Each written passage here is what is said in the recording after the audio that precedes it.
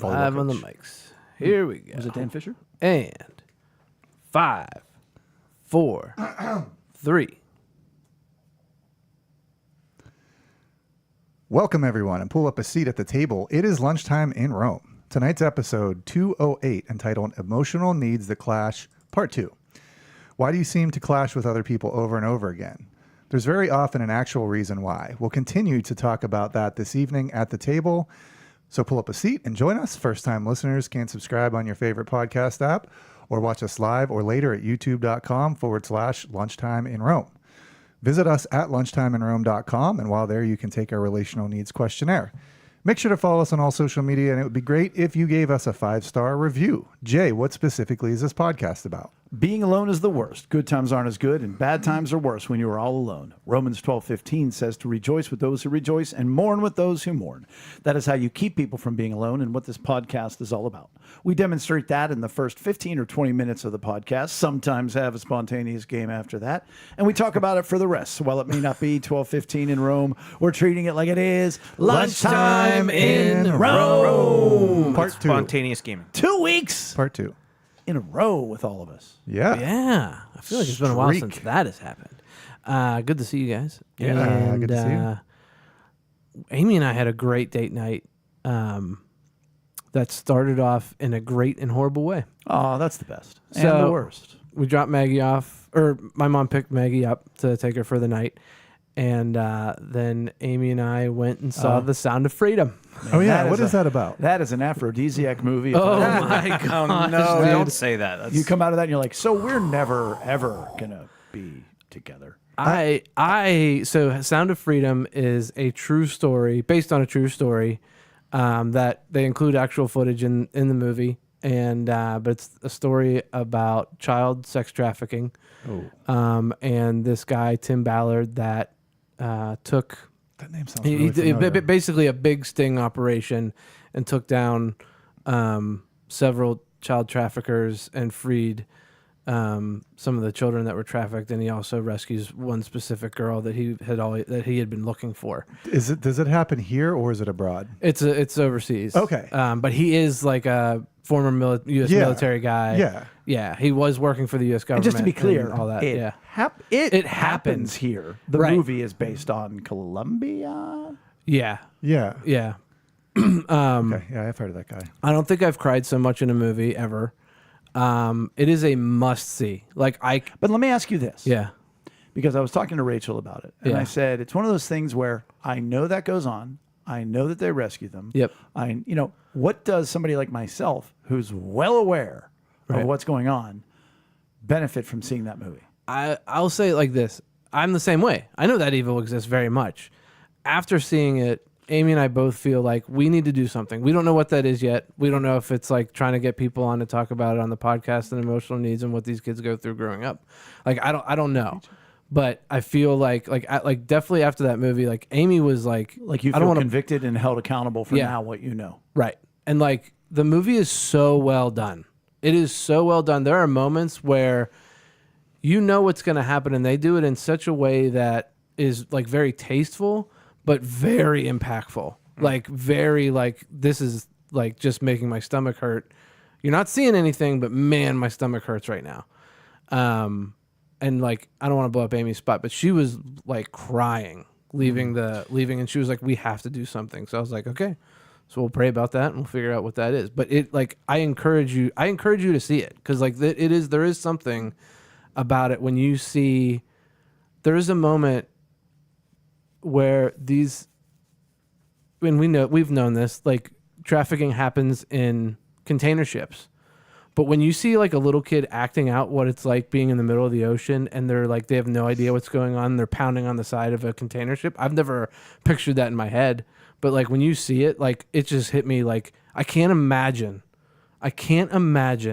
how alone that kid feels. Like we talk about alone on this podcast. I don't know if there's a more alone than that. Like it just hit us like hard, like real hard.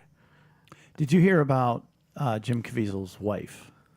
That she was worried about him doing having that role in the movie. Yeah. Because it was going to be filmed also in Colombia. Yeah. And so the production company was like, no, I'll tell you what, here's what we're going to do. And they hired 30, 50, 100, I have no idea, former special agents, guys who had done this before. And they said he will go down and they will be security. They'll be in plain clothes.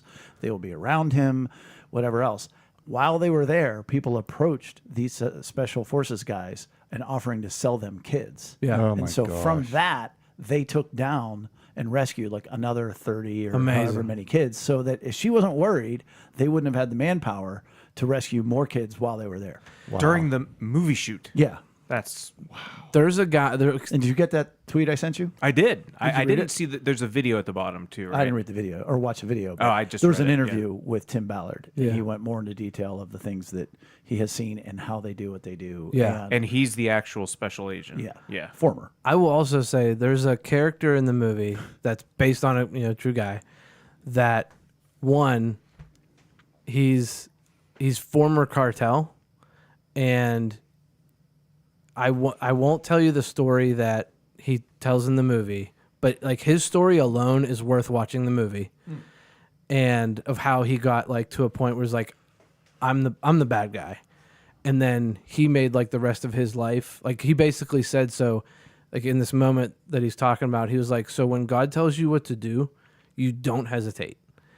And what he started doing after that moment, after he told his story of what happened, he started buying kids to free them, to get them out of it. Was Little Schindler's List. and he's kind of the only saving grace in the movie, because like he tells the character Tim Ballard in the movie, he's like, dude, you gotta lighten up. Like you can't, like you have to lighten up. Like this stuff is so heavy that you have to kind of like get past that to get through it. Cause he looks like Bert Kreischer, only like a little, like a rougher older Bert Kreischer. And he's like drinks whiskey, smokes cigars, Hawaiian shirt, open. Like he just looks like that, Cuban guy, like hanging out on the beach guy.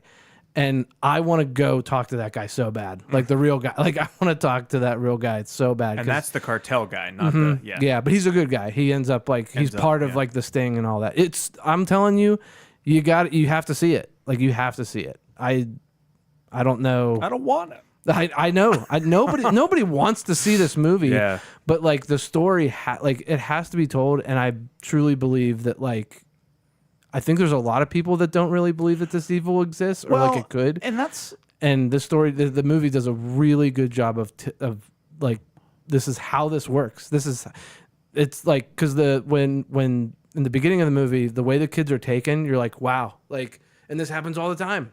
It happens all the time. well, and like Chris, when you and I were talking about it on Monday, and you were like, okay, but is it based on a true story or is it a true story? And it's like even that gentle Sure. skepticism comes Yeah. across so Sure. often. But and I don't want to go here for long, and I'm looking at Brian because we could very easily go for a very long time. But we tend to have a general distrust of the media. They're Absolutely. not objective and whatever else. But that there's been such a viral response from the national media. This movie was made 5 years ago. What's your point? Wait, and was released It 5 was years ago? made 5 years ago, and it took them 5 years to get into the theaters because they had so much pushback from Right. But I'm everybody. saying things like CNN saying, because they're in it. don't watch this movie, that it's all QAnon and it's whatever. Like, why are you so against this? Well, and to your point, like, I think this was 2017, 2018. CBS covered the story. Like they covered they interviewed Tim Ballard and the whole true story. They even showed the footage of the sting, the real sting, when they covered it in the news. I remember hearing about this because this guy was on Glenn Beck quite a bit, and that's when I was listening to Glenn Beck quite a bit. Yeah. So it is interesting to know, like, if he has ties to that, how the pushback would come, and like Jay was saying, Yeah. and it's just a shame because it really is revealing. It's something who's that should be uniting who's pushing us. the levers Right. of power. It should be something that unites everybody. Exactly. Like we And- should and- all be against this. Yeah. But why is it so hard? Why would any studio or anybody care to get this movie released into theaters? When some of the most vile, disgusting, horrible things are being turned out. Yeah. Just It's insane. Just And especially now that it's out and it's been wildly attended. It's been very successful. And, and so you think about it. Why, what talks? Money talks. Yeah. What talks louder? You know what I'm saying? Like, because what would keep them quiet when this is Power going and to agenda. Right. Exactly. Yeah. We could go right down that slippery slope. And this real is fast. conspiracy time in Rome. So that was date night with they're gonna. Well, so I do want to say, And I loved when you texted the group, and then Amy's like, "We should have seen Living Dead." Mission or- Impossible, the new Mission Impossible movie. We should have seen Mission Impossible.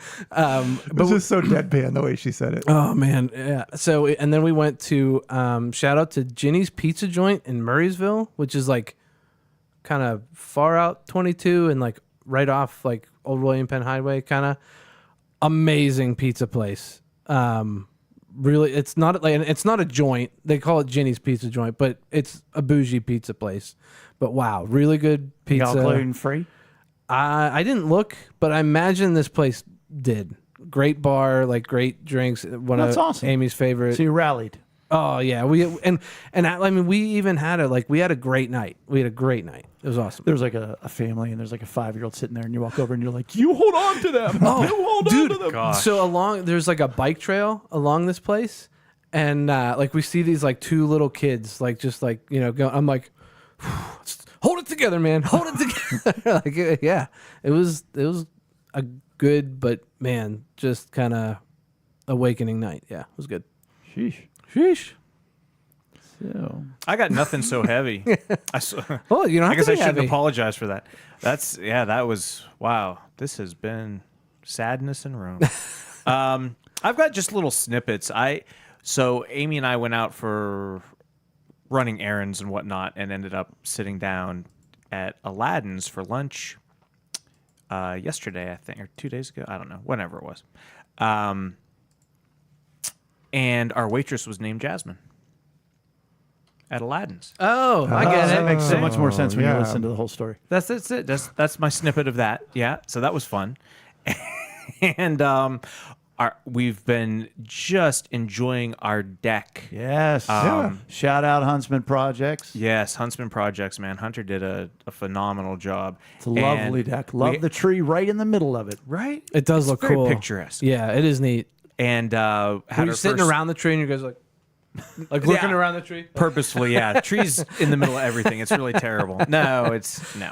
But had our first little get together the other night, And the tree played a big part of that because it started to rain. Oh, and right. It wasn't pouring, but we were sitting under the tree. And yeah, it was Brian dry. and Jay, you were Pretty there. good. It is a and big tree. It's a nice tree. It is, and it's like an umbrella. thick. The leaves are nice and thick, and yeah, we must have sat out there for like at least an hour and a half after it started raining. Yep. And it was never like, Nary a drop. yeah, it was kind of crazy. That's awesome. Yeah. It was Because we very were nice. thinking about that because we couldn't come, and I was Yeah. like, man, I hope they are okay with the rain. Right. Yeah. Yeah, because we First deck night. Yes, right. Yeah. Yeah, and we had a great time. And then last 2 nights. Oh my gosh, do I lose track of time in the summer? Summertime. what I are you have gonna no do? idea how many days It's Wednesday. ago anything were ever to be happening. Anyway, I think it was Monday. Some of our other friends, Jen and Kevin Morgan, as you guys know them, came over for a while, and it was the night that like things had like cooled off, and I was like, oh, we could have our first like little deck fire. And I had my mom and her husband Lane. They bought us one of those solo stoves for Christmas, like those really high efficiency, like little burnt things. Heard of that- them? Yeah. No smoke smell. Yeah, they're supposed to be like smokeless if you get them burning just right and all that. And of course, our deck is made of Trex, which is basically high quality plastic. And I'm like, yeah, I don't want like my deck melting. So I had purchased a couple of like, you can get like Fire mats. yeah, fireproof mats to go under it. And so I set all that up, and I'm like, oh, this is the first time I've never done this before. We'll see how this goes. Tree burns down. No, but it was the easiest fire ever. Like, I'm like, okay, well, I'll put some paper in the bottom and a little kindling and then a couple like slightly bigger logs, and I took my little lighter and Cup of gasoline? No, and my little lighter lit it up. And I'm like, okay, we'll see how this takes. I never touched it again, other than Wow. to add more logs. Like it just. So you did put like its real thing. wood in it? Yeah, it's just a regular. Yeah, I know I've heard they're great, but I don't know how they operate. There's holes in the bottom that suck the air in to give it like really good, like almost like a Ventilation. cyclone kind of Yeah. airflow. And then there's holes at the top on the inside that supposedly are the ones that like suck the smoke and stuff back in or some. So Interesting. that it sort of Did you smell afterwards? no. For like the first time ever, I that's didn't smell. that's one of their big things is like you like it's the you Yeah. don't smell like it. Recirculate. Thank you. It like recirculates so it's higher efficiency and How and big of a log Does can it you put in it? recirculate? Not that big. It's Yeah. not does it huge. It's about circulate? a little less than 2 circulate would feet be in once. diameter. Okay. Recirculate. And so you're not supposed to put logs that stick out the top because that ruins the cyclical sort of airflow. Circulation. You can do it. Oh yeah, you can do it, but which I did actually because I didn't have any log. Well, I had a couple, but anyway, not all my logs were that short. Not a log And- like you think I mean a log. Yeah, no, it's a different log. Anyway, it was slightly smoky, but not like. Yeah. Like it was still burning well and like not a lot, hardly any smoke. We just had a great time. It's amazing because like a bonfire, backyard fire is one of my favorite smells. Yes. Like especially when you catch it on like the crisp fall air, like somebody's burning, like oh that smells so good. But then like when you've been around the fire all night and then like you come in for the night and then the next day you come back and you smell your clothes, you're like this is horrible. Like it smells so bad. Your pillow smells. Was your wood wet? And I'm not saying that. Was the wood wet? Did that matter? Like, or did you have? It was not wet, Okay. and I think no, it was the wood I had it burned nicely. I'm sure, like any other fire, it would have been harder if the wood was Yeah, not got that good in circulation great condition. Yeah. But That's cool. I don't know, it just did its thing, man. It was It'd be cool because I'd like to have something like up here, and I would feel safer. That would be with safer, something I like think. that. Yeah, it's just more contained and up in our just back patio. In your upper Yeah. lawn area, yeah, your yeah, upper. yeah. I still love the real fire. in your upper decker. Not that it's not a real fire; it's a real fire. I'll be short, but my food update that I haven't done in a while is I had my first Jersey Mike's gluten-free sub. Love which I know Jersey Amy Mike's. has talked about it before. Sure. There's a New Jan's Jersey been Mike's in singing there. Monroeville. And I know yes. you're not usually a big fan of like gluten-free New bread. Jersey. No, I don't ever do. Like I just don't do that. But it was a night Rachel and I were out and we were doing shopping and stuff like that, and so we got them, and that's the key because then this is the other part of my story. On the way up to Mercyhurst Monday evening for Bella's orientation on Tuesday, I got another one. Because right now I'm not, being as strict with So my no sugar, no grain. Because there's still grain, it's just not wheat. So you got this like on the road? Yeah. Okay, gotcha. Well, the key was the first time we got it, we did that. Then we did Target. We bought it, went to Target, went to Giant Eagle. Then we went home. Then I ate it. By little that soggy. point, it had absorbed a lot of like the spread, and they got a nice pepper relish and everything else. Driving up to Erie, I was like, "Oh, it's kind of a gluten-free bun." It was just kind of like crumbly. I could and- taste the gluten, and it was the like- non-gluten. Yeah, it was. It was a little dry, a little crumbly, Yeah. a little not real bready. But like soaking it for a couple hours in the oil and the vinegar and the pepper spread made it better. You like that better? I was Oh, for totally going the sure. other way. No. Wow. Well, in that instance, for sure. But Right. if you have like real bread and you're okay with it, then fresh bread's always Yeah. the way Yeah. to go. But we're on our way to Mercyhurst freshman orientation, and I will just simply say this. And I told one of their staff people to their face, if this school is half of what it purports to be, Bella will be in good shape the next 4 years. And I told Bella today, if you take anything from yesterday and anything from me moving forward, number one, as you go to school, get overly involved because they have so many ways for you to get involved, even on such a small campus. I said, get so involved that you have to pare things back a little bit. I said, number two, I said, I want you to use every resource at your disposal. Like they are so focused on the success of the student. And in comparison to like Pitt, where they're like, hey, thanks for the check. Yep. Don't flunk out, idiot.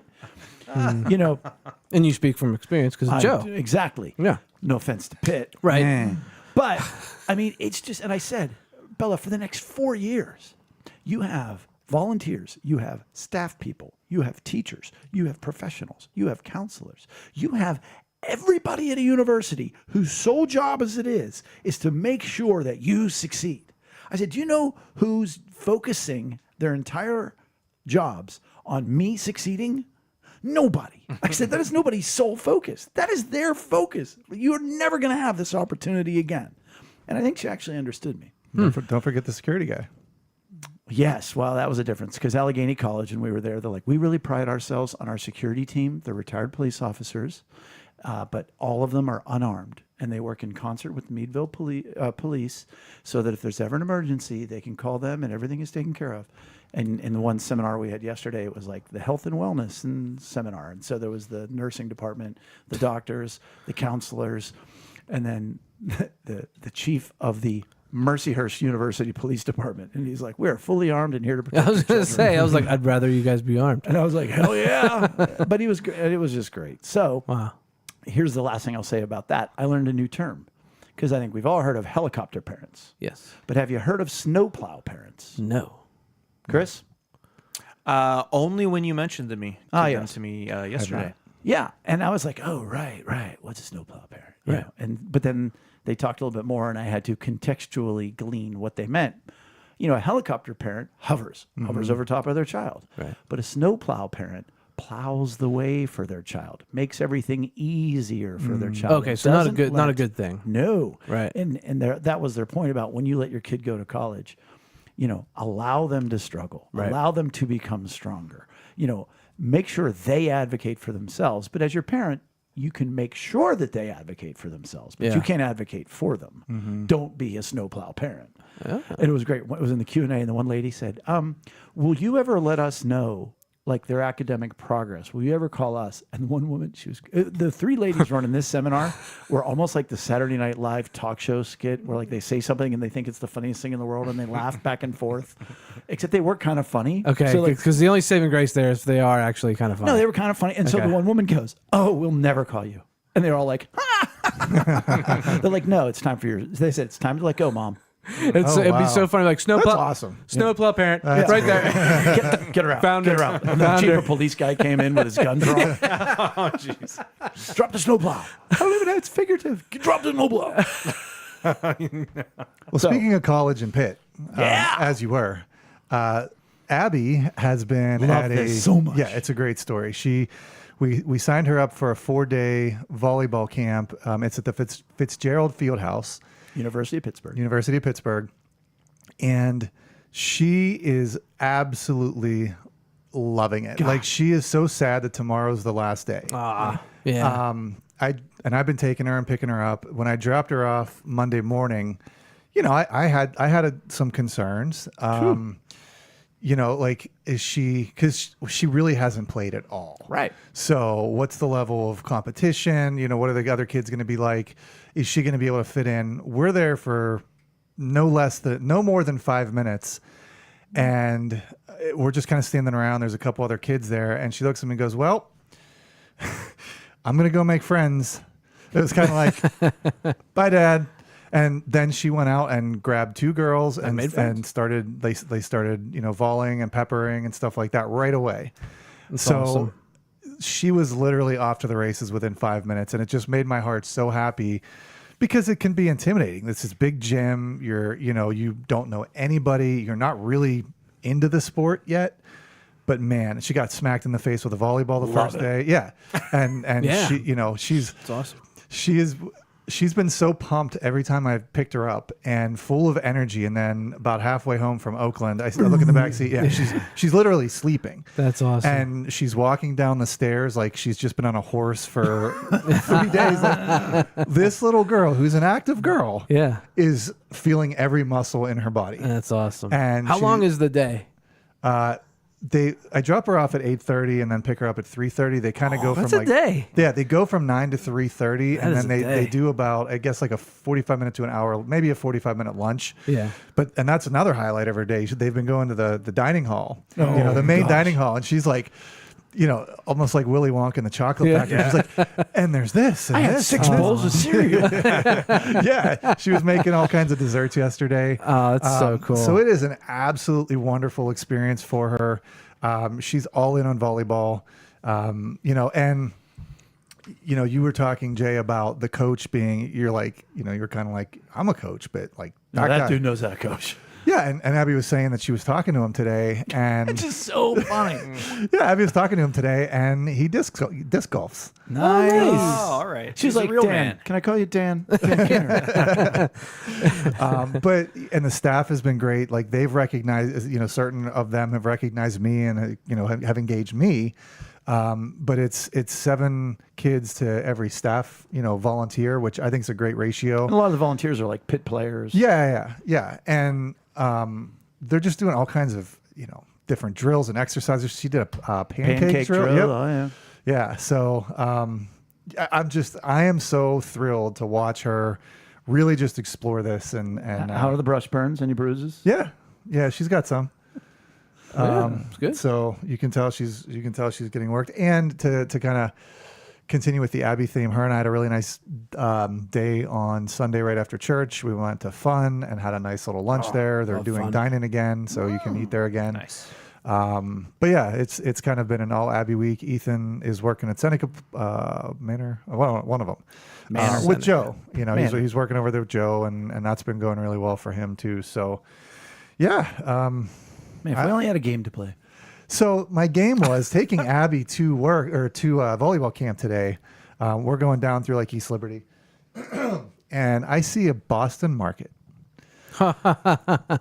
The other night over at your house, Chris, we kind of all started talking about like TCBY and Orange Julius. Hills Snack Bar. So maybe not so much a game, but more of a conversation topic. What restaurants, places, stores, chains that like were everywhere for part of your life and have gone away? Like I saw Boston Market and it was like, what else? Like, did you see everywhere? The Boston Market closed in Monroeville, right? Like it had been open for a long time, but it is So is it closed just, pretty hey, recently. what about the ones that aren't, are we doing a Rick Seaback, did you ever notice? Or Andy Rooney. Yeah, I But mean, things that aren't there anymore, and you would want them back. Let's Ooh, do that. both. Let's do that. Well, you lead with Chi-Chi's. Oh yeah, I worked at Chi-Chi's. Chi-Chi's got a raw deal, man. They did get a raw deal. Oh, that's funny. Yeah. They had the E. coli. like the E. coli, Bad lettuce. which was probably not that big of a deal as that they made it out to be. Yeah, it's like one of those stories where like it Knowing almost what I feels know like now, I feel nothing like- else was happening, Yeah. and so that was a big deal. Yeah, and they got pummeled. And they Yeah. just got it just but they were blew up. everywhere. Yeah, They were What everywhere. about Don Pablo's? To think about like Don Pablo's. Don Pablo's, and that building is still there. Yeah. It's, I don't know if it's they the were Home Goods, everywhere, right? but- What? That's where Home Goods is. Yeah. yeah, By Kmart. yeah. Dude, Boston Market. I listened to a woman that worked for Boston Market. I was at a conference and she worked for Boston Market corporate, and she talked about like how they would try to remarket themselves in the summertime because like nobody thinks of Boston Market in the summer. No, it's like fall, winter. Right, soul food, exactly. you So know. like their downtime was summer What because about like nobody's looking for that Racks. Racks roast beef. food. I don't think I ever had Racks. Yeah, I mean, You never had wraps? I remember it was Penn Hill Shopping Center near Giant Eagle. There were 2 in Penn Hills alone. Wow. Where's the other one? Where Arby's is now. It's Salisbury Oh and Frankstown. yeah, yeah. oh, Interesting. I remember Racks, but I don't think I've ever eaten there. At least I don't remember it. Yeah. Ground round. The ground Oh, round. Amy was all Ponderosa. about the ground round. Yeah. Yeah, because they had the cartoons. I'd been Oh, there here, a I'll handful drop of one on times. you. Just, we do this all night long. Yeah. Ponderosa. Yeah, Ponderosa Or over near Bonanza. Kennywood. I was never a fan of Ponderosa. I think I ate there once. Bonanza, I like which the- was similar. Yeah, I like the buffet. Like we used to go to that Ponderosa over near Kennywood. Hosses, same thing. Oh, dude, Haas's is still one in still Murraysville. awesome, dude. Haas's, oh, I freaking love Haas's. Amy and I still talk. I about do. fan of I'm Ponderosa. serious, man. I Love I Haas's. do love I do. hosses. We talked about like okay, so as we all know, I grew up in Titusville. There were not a lot of restaurants Or people. there or people. Yeah, sure. So traveling to Oil City to Haas's was a huge Yeah, that's a big deal. And that was like, as a little kid, you can't get fancier than walking in and seeing a wall of choices, Yep, all and the then you've got the bread, giant salad bar. And that was a like, big deal. and they It put your was- name in the hot dog. At Oh, I never did that. At Haas's. I never. Oh man, What It is didn't that? make it up to Titusville. they carved your name in the hot dog. If you were a kid, like, and you ordered like the hot dog meal, they would carve your name I don't in the remember hot that. dog. Yeah. When I was 5 years old, I order You- the 8-ounce steak Yeah. every time, man. That's what you I do when you ordered go to Hot. You eat the bread because they had like this bread that had like a cinnamon? frosting on it. Yeah, It's like the cinnamon raisin bread. Oh yeah. Yeah, that was- Howard Johnson. Howard. I mentioned that to Lex earlier. Dude, we today. need to have lunchtime in Roman Haas's. And that used to be a big deal. You're talking restaurant, right? I Yeah. mean, because I think of it as a hotel, motel, but like No, they always Holiday. had. Yeah. they had a restaurant. Do you remember the Holiday House? Oh yeah. Yeah. Yeah. Like, I once mean, didn't go to a party there because I was a good high school kid. yeah. You talk about like back in the 50s, 60s. Frank Sinatra came through there, Or was that the Harley House? but that was a Or was it the Harley House at the that wasn't Holiday really a House? chain. Brewster's ice cream. Brewster's. They were everywhere. Brewster's. Yeah, and they have And there's like one left. Yeah. Einstein Bagels or TTBY. yeah. What was the other bagel place? Brugger's. Burgers. Burgers Yeah. and I don't even know of one. There's one in because those Louisville. were everywhere too. Yeah. Brugger's is still Well, there's like you could buy them in stores. so there's one down. Isn't there? And I there's don't probably know still a about- couple I think around. there's one but, down like, in Oakmont, right? Down over near like Carnivores. There's I something thought- over there. I thought it was where Pub 333 is now. I thought No. that's where it used to be. Oh, maybe it used to be, but Right. oh yeah, there was a Brugger's there. Yeah. Yeah. Yep. There's another one. I was trying to think of like ones that were everywhere. That's what I was thinking. Like Brewster's. That's what came to mind for me. Like everywhere, and then like gone. Oh well, Right. how about the fact- Krispy Kreme? Oh yeah, they had an. They were everywhere They were. and then They nowhere. exploded. Well, Yeah. what people don't realize is Dunkin' used to be Dunkin' Donuts and went away for a long time. And like in the last 10 years, it was like, oh, we're a coffee place now. Oh, and we have donuts too. But like Dunkin' wasn't a thing. But I do like Dunkin' Donuts better than Krispy Kreme, and I think that might be why. Krispy Kreme. I think it might be why Krispy Kreme didn't do real well up here is because like New England is like, you know, Dunkin' Donuts Boston type of donut, and then Krispy to me Krispy Kreme is a one trick pony, and Yeah, like it's the glaze and it's that's the it. glaze and Yeah. that's it. And you got to get it It's a hell of a hot trick. off the, but you got to get it hot No, you off the don't. thing. I feel differently. Let me tell you, as a donut connoisseur, Krispy Kreme, I mean, they're delicious, but they're too uniform. They're too, like, round. Like, I want my glazed donut to be puffy and, like, have, like, goiter on the side and, like, you know what I'm saying? Like, and, like, feel kind of like an airy. You like the air bubble on the pizza crust. Yeah, oh, yeah, I do. Like absolutely. That too. You want to feel, Yeah. you want it to feel a little homemade. I mean, like Yeah. Oakmont Bakery, they have amazing donuts, Right. or like I'm trying to remember that one. Let donut me place. win this game of things that aren't there anymore that should be. All right. Pizza Hut Dine In. Yes. Yeah. Oh Yep. yeah. The Yep. salad bar, the Yep. little pitchers, Yep. the The chilies, Pac-Man. Pac-Man machine. Pac-Man or Ms. Pac-Man. Either one. She a little bow. That's what made it Pac-Man. The Pizza Hut, That's Pizza Hut from Wayne's World. over by Mohan's. Salzburg. I don't know if they still do. When the kids were little, they had been just delivery only, and they opened up like We half actually ate the over there. dining. We ate in over there a couple times. Yeah. Was it years ago or was it? It was recently? before COVID, so I don't know if they reopened. Yeah, if they reopen, I don't know. But that was a wasn't nice. full. It wasn't full, No. but it was almost like going to like a museum where you're like, oh, here's a half exhibit of like what used to be, Yeah. and you could kind of sit in it and eat, and it was like, The full experience That's museum. true. Roy Rogers. Roy was Rogers. Another place. Yeah. a lot of Western what about themed gas restaurants not stations? around anymore. Oh, Gas wait. stations or convenience stores. Well, Kogo's. Cece's Pizza. Kogo's. Kogo's was everywhere up here. That Stop was a and local go. thing. Stop and go. Stop Before and go. Kogo's. Was Stop Yes. and Go. Falcon. Oh, we could go for I it. don't remember Falcon. That's another day for another time. We'll stick with restaurants for now, I think. Okay. We go down, because then we go to like Montgomery Ward, department stores, Yeah, Hills, yeah. Zayres. Ames. We go all day. Gimbals, 5 and Time. McCrory's. See? Murphy's, 5 and 10. I don't want to clash with you though.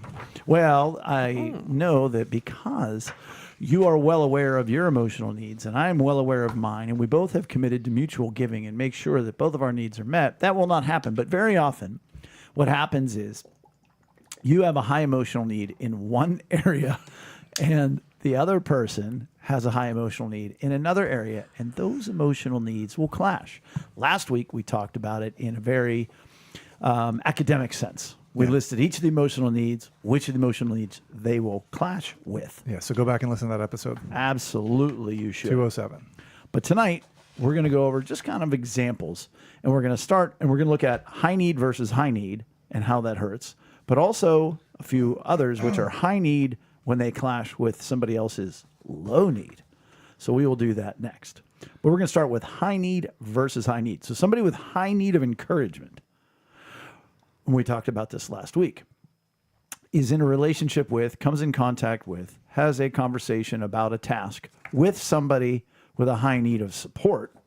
That's going to clash almost every time. And again, unless they're aware of it, unless they are conscious about it. So this is two people just going about their business, they're going to clash. Yeah, I think you've mentioned Rachel and Bella, classic But example. I'll use me as an example because I was the same way growing up, and I do have a high need of support, and my room would just get so messy.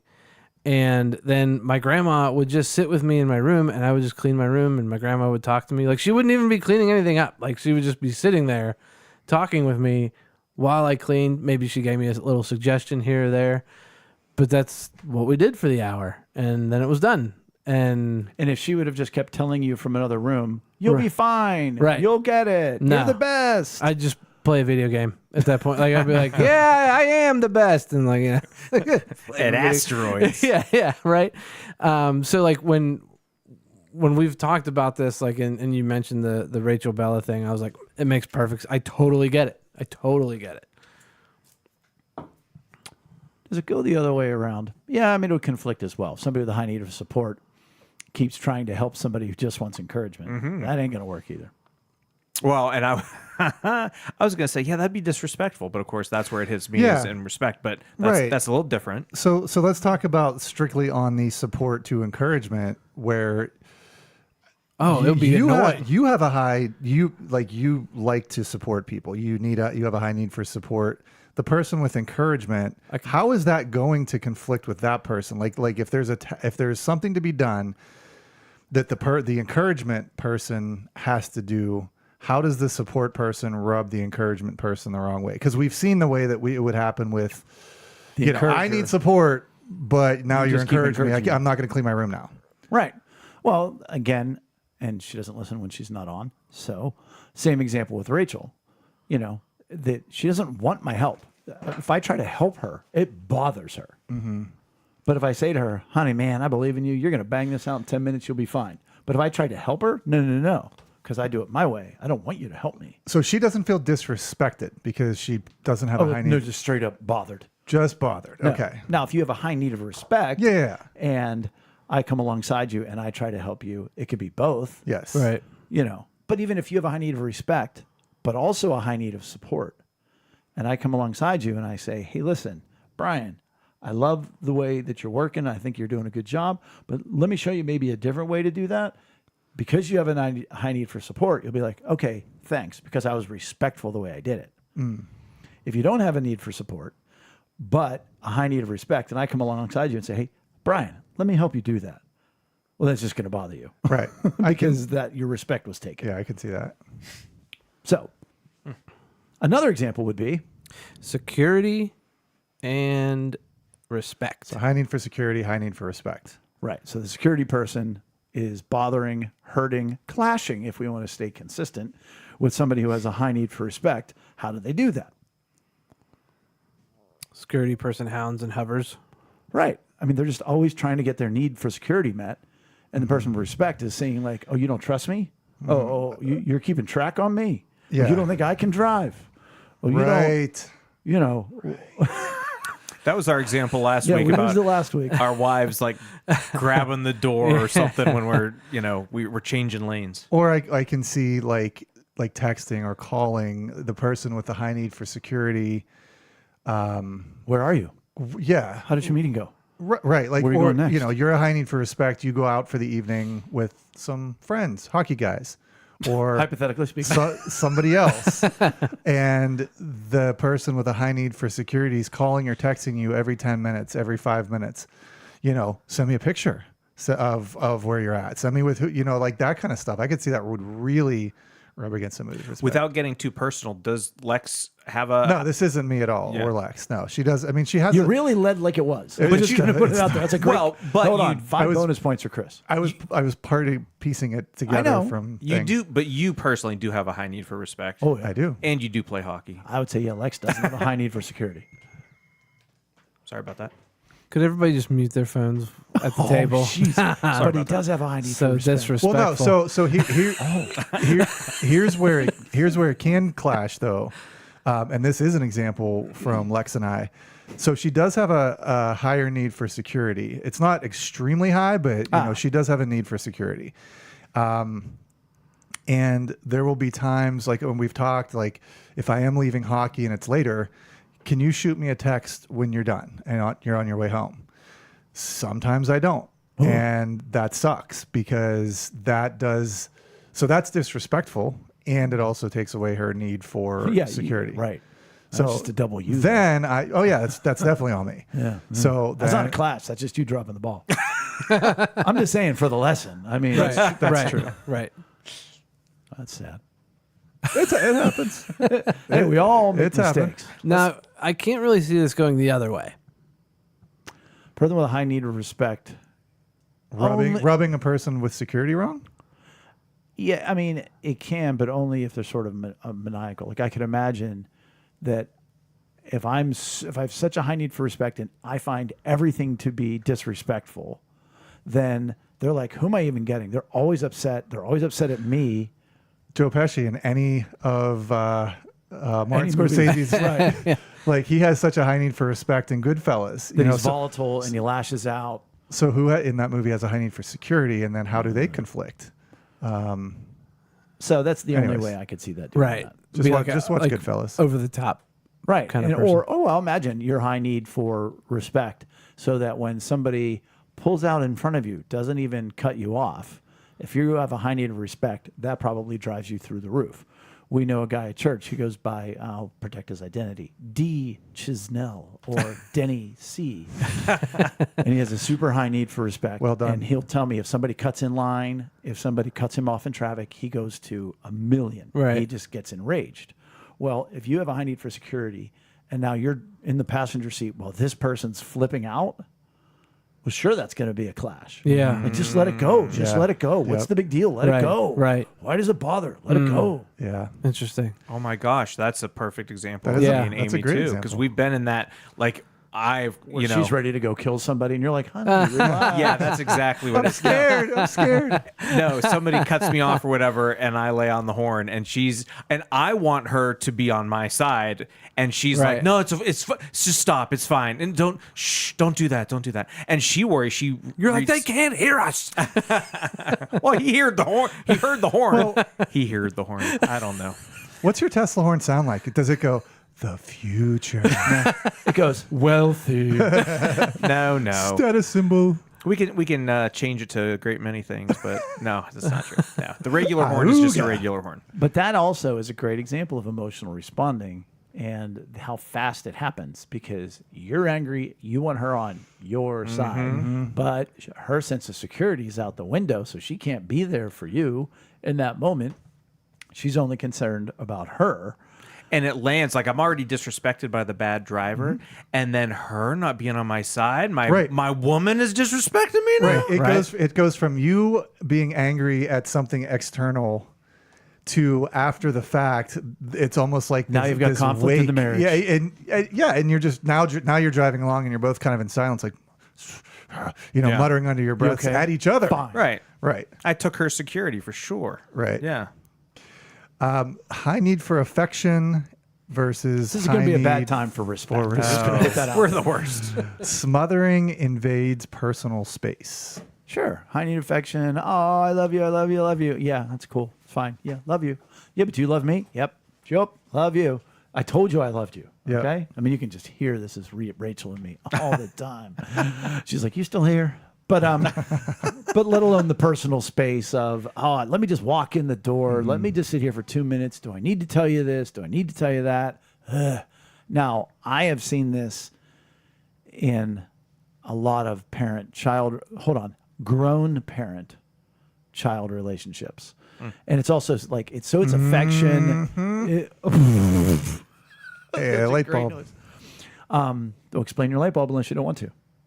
So it happens in people think like we cut and pasted. We didn't. Nope.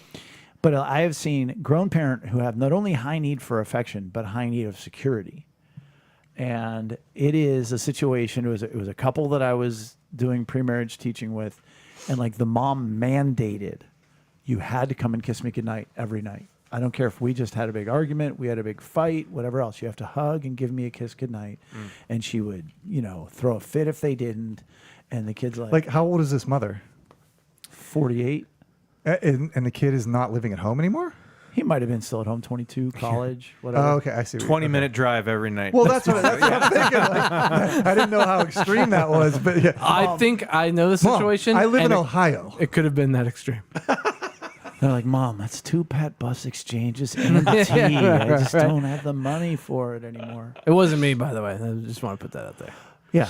So that would be an example of emotional needs that clash. And the other one that, because I with affection, I went to this next one, belonging and respect. Because you were saying the person with the need for affection. Oh, Also come had here. a high I need knew of security. Yeah, but also but the belonging's a little bit different. Hey, are we good? Hey, we cool? Like, and they're constantly trying to find that. And the Are person you with happy that we're together? Yeah, I told you. right, and the person with respect's like, come on, like again, don't you trust me? How many times have I had to tell you this? Yeah, like if you can't take my word for it, what are we doing here? Like, what's wrong? And that does, yeah, like that becomes a class. So because belonging is you want to know that you're okay with people around you. Well, no, that's acceptance. That's acceptance. Belonging is more like I matter as your husband, I matter as your son or as your father. That the relationship that I value you as to how you relate Right, to you're me. part of my tribe. Right, so it's Similar, So acceptance would be, But you didn't do anything wrong. right, Right. Much as do I matter. So like, are you happy that we're together? Are you happy being my boyfriend or my girlfriend? Do I make you happy? Do I? To your point, though, Acceptance as well, could clash. Right, with respect. And that's not on the list here. Right. Yeah, right. for sure. What about like when somebody, and again, not to get into the love languages, but you talk about acts of service. So somebody that I think has a high need for belonging is like, hey, I vacuumed today. Does that matter to you?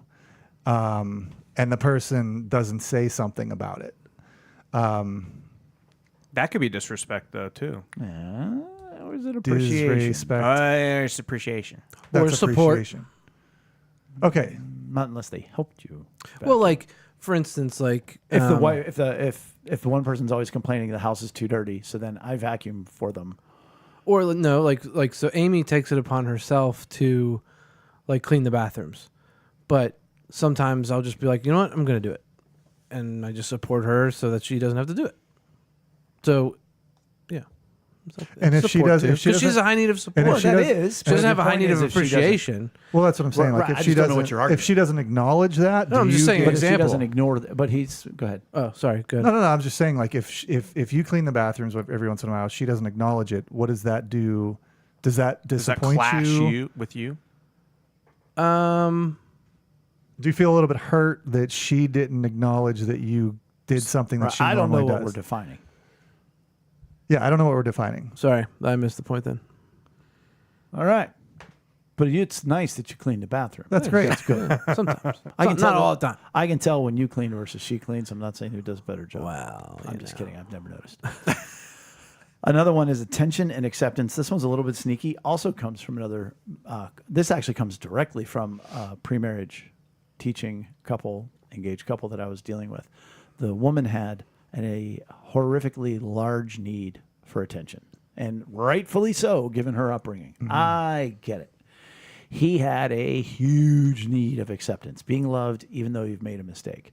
He had a helicopter mom who, I mean, just overwhelmed him. And so, she would be like, oh, my boy, he's the best. But you know what? If you would just do this, you would be so much better. So it was never good enough.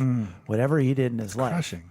So they would literally come into my pre-marriage teaching on fire in a fight. because they would be on the way there and she would say, babe, which is why whenever I hear anybody say babe, it just makes my skin crawl. Babe, talk to me, because she wanted attention. And he would say, I don't, what? Because he doesn't want to make a mistake. Huge need of acceptance. Paralyzing. What do you want to talk about? If I'm that little interesting to you that I have to give you the topic, then clearly you don't even want to talk to me. Yeah. So what does that make him do? Remember mommy. So what does he do? Sucks his thumb, shuts up, turns and looks out the window. What does she do? Oh, well, see, she really isn't worth anything. And her own fiance won't give her any attention. And then she shuts out. And then, hey, they walk in for a meeting with me. Wow. That is a big ball of hot mess. I told them not to get married. They did. Now they're divorced. Go on. Last week I wrote down. I cashed a check. You had me write down Trojan horse appreciation versus respect. Do you remember what that was about? Well, we've been talking about maybe doing an entire podcast on Trojan horse emotional needs. Okay. That one is appreciation cloaking itself as respect. I don't remember the context at this point in time. If you guys want to talk about the next one, I could brainstorm it. Chris. So we're getting into attention. If someone has a high need, We just did that one. wait. Oh, wait. Well, then I don't want to go on yet because I wanted okay. to. Because I missed that transition somehow. That's how silky you it weren't was. paying attention. I was in my head thinking about what I was going to say because I think a lot of that is mine and Jay's friendship, attention and acceptance. Because I think, Jay, you have a high need for attention, Okay, right? sure. And I have a pretty high need for acceptance. Really? I do. Yeah. Well, you do apologize a lot. Yeah. Yeah. I do. I really do. And I don't know. I always feel like we have that like healthy high need attention versus high need acceptance. Like I always know that Do you feel like there's a healthy tension? Is that what you're trying to say? not tension, but like I feel well. I don't know how well. I guess I meet Jay's need for attention, but I know that he meets my need for acceptance very well because he's no matter what story I come to him with or whatever. Like, and I'm not saying. I mean, you guys too. Obviously, you're not judging me on everything, but I'm just saying that Jay's Well, I think very you good give at. me actually. You meet my need for appreciation. Oh, okay. Very much so. And certainly, with all due respect, I meet your need for acceptance because I don't get angry. Like, you could screw up worship leading, you could screw up, even like if in the rare event that you're late to return a text or an email or a phone call, I may bust your chops a little bit, but I'm not angry. Right. So, go ahead. Yeah. I was going to say, I would say for me, what it sounds like you're saying, but I do believe it's true of what you're saying, but I think belonging matches up with attention. So attention and belonging. Like Where- versus not, but because like, I have a high need of belonging, Sure. and Jay has a high need of attention. Yeah. And Jay will talk a lot, and I don't really start conversations. I'll be a part of a conversation, but like it's hard for me to start or come up with things to talk about. Yeah. Just because I don't really why would you want to hear what I want to talk about or whatever. So when Sure. Jay talks, like I like giving the attention, and I feel like I belong. You're getting something from it. Yeah. Right. Yeah. With all due respect to everybody. Mind you, we're talking about Yeah, I know, I was just I gonna know. say that. Like, We're not clashing. Well, Like we're not singing "Kumbaya" here. We're just giving the other the other side of it. This is what it could be when you realize, Yeah. like I think this about my coworkers anymore since I've been in this, and we've said in these past couple episodes, we are not always great, even though we've been trying to live these emotional relational needs for at least a few years now. But I'm a lot better than I used to be. And like with my coworkers, there are times where I'm like, in a conversation, somebody's like complaining about something or so-and-so did this, or can you believe that the administration's doing that or whatever, or a kid in my class did this. And it's like, I start to realize, oh, this person sounds like a high need for respect, or it XYZ. has a high need. Yeah. XYZ. And so that helps me with my relationship with them, right? Well, once you realize what the other person needs, you can start to meet those needs. So yeah, I mean that's what we have as a friendship a lot of times is that we're meeting each other's needs. I love that we said, yeah, but we're talking about clashing, and you're like, yeah, but let me give an example of how it all works out. This is what it's all about. And the last one on the list here is comfort versus acceptance. And we definitely mentioned this last week on the podcast. And that is, so the person has a high need of comfort, and so they go to the other person in the relationship, and they're like, oh, I just feel so terrible. And the person who has a high need of acceptance is like, oh, did I screw up? I'm sorry.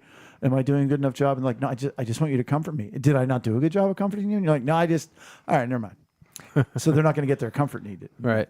And that's my high need of acceptance showing again. And in this case, it's me and my lovely wife, because she comes to me for comfort. And it's been such a learning process for me to get out of my own way as far as acceptance, because I constantly put the blame, like, well, she's telling me this because I messed up. I must have done something. And sometimes it is. Oh, well, sure. Yeah, I mean, right? I mean, you're in a marriage, you're going to be... I had a revelation with Rachel after church Sunday where I talked about how you can give somebody facts, logic, and reason after you've comforted them. And the way you know is when they ask you. Well, I had a complete revelation that we will talk about on a future podcast on when you're apologizing. When do you get to tell your side of the story? When you get to explain your motivation? Because you have a high need of acceptance. So you do need for her to forgive you. Yeah. But yet she's coming to you hurt. So you have to address her need for comfort, regardless if you caused it or not. But you also need to get the validation that she still loves you, even though you screwed up. And man, it happens fast, and we go right past it. Yep. Sometimes you can have a high need, and that'll clash with somebody who has low or no need. And I only came up with 2 examples. First one is acceptance is the high need versus attention as the low need. Correct. Attention is the low need for both of these. So we could actually just lump them together. Okay. Acceptance or belonging. And it's both cases. They're always checking in on the person. Did I make you mad? No. Okay. Are you sure we're okay? And the person's like, leave me alone. And like you said it earlier with belonging, are we okay? Are we okay? Are we okay? Are you still Are you still here? I've told so it's not respect. It's just stop focusing on me. Stop focusing. Yes, everybody's good. Everybody's fine.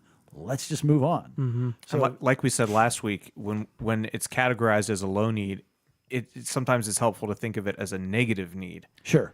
An aversion. Yeah. That's maybe. Yeah, because Good if point, you have Chris. an aversion to attention, oh my gosh. And I do at times. I mean, there's certainly times. I mean, attention is way down on my list anyway. But as the moods change and whatnot, like there are times where I'm like, I cannot have another person like looking at me, let alone saying something to me right now. Like I can't take any more of anybody else needing anything from me. And when I say needing, I mean like anything. like don't ask me a question, What about a high need for security and a low need for belonging? So like belonging, you're in my tribe. So you don't really have that feeling, but the person with a high need for security that would want to know, well, maybe it's not security that I'm thinking about. Well, emotional security. Or So imagine maybe somebody it's who has, would you say low need of belonging? low need of belonging and a high need, maybe a high need of, maybe a high need of belonging. Like what if we go, I have a high need for belonging, you have a low need for belonging. Well, that's actually our next great transition, Brian. In any emotional need, there's a very good chance that a high need and no need will clash. That's almost a given. Yeah. So if I have a high need of security and Rachel has a low need for security, which we all know is flip-flopped, that's where we're going to end up clashing over things. High need for affection, no need for affection. Right. There's going to be a clash. But there's the rare occasion where there's a high need, low need, no conflict. Oh. So the first one on the list here. So these are times you won't clash where you might think you would. right, and so the high need is attention, but the low need is also attention. It's within the same need. I'm sorry. Right. So it's high need, low need, same need, Right. not conflict. Right. So like attention is one of them. And you guys understand how that could work. Right. Like one person in the relationship needs attention, the other does not. And so if you're out together and your spouse is the one talking up the conversation, Yammering away. and you're hanging out and you're there too. I can really see that as like couples that will go to a party. Like, I'll go to any party. I kind of have a higher need for attention. It's not super high, but like I don't mind being having the attention on me. Not that you don't mind. You enjoy. Sometimes, Sure. Well, but I'm most of saying, the time, especially in contrast to Lex is not wanting to be the center of yeah. attention. So like, but how many times have you seen that situation or experienced that situation? You and somebody go to a party. You walk in and everybody greets you, whatever. One of those people's like, "Hey, everybody," blah blah blah, and the other person's like, "I'm gonna go sit in the corner and hope nobody talks to me." Yeah, that's definitely, I can see that being not in conflict. That works really well in that case. Now, I will say there can be conflict in this regard, and that is in the more intimate one-on-one sense. So, for example, I was dealing with a married couple recently, and the one was complaining that they'll talk to the other person and ask all about their day and how was it and what happened and what's going on, and giving them all this attention. Well, that person doesn't even really want attention. They might want support or comfort. So they're happy that he or she is talking to them about that. Now they're dying because they have a high need of attention. Hey, talk to me. And the other person's like, boy, thanks. And doesn't say, Right. tell me about your day. Right. And what's funny about it is I said it to Rachel. I was telling her about this story in general. And I said, yeah, the one person just really wants the other person to invest in them and just ask them more questions about their day. She goes, oh, that's a big ask.